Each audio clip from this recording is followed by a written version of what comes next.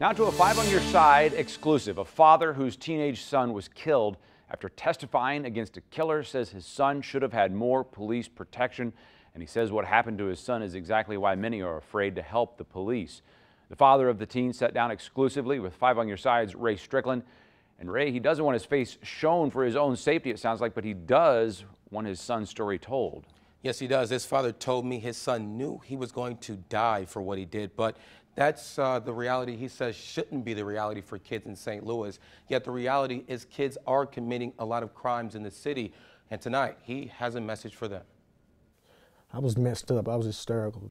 An emotional wreck, and rightfully so. James Clark Sr. just found out his son had been murdered. I took it real hard. His son, James Clark Jr., was killed standing at a bus stop in September, a block away from his house. He was only 17 years old. Shot him like 16 times. He ran home, and he collapsed right in his mama's front room. A mother watched her son die only because he witnessed another murder.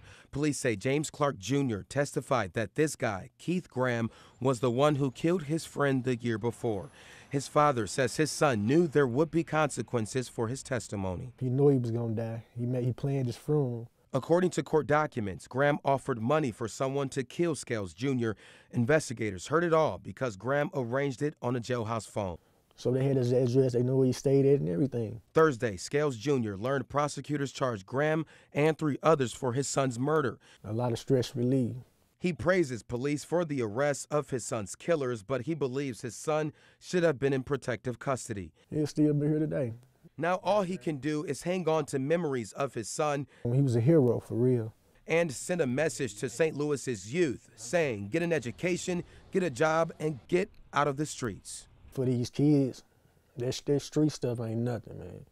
It ain't gonna lead you to jail or hell. That's what my mama always tell me, jail or hell. Now this father says he hopes his son's death makes police rethink how they protect witnesses.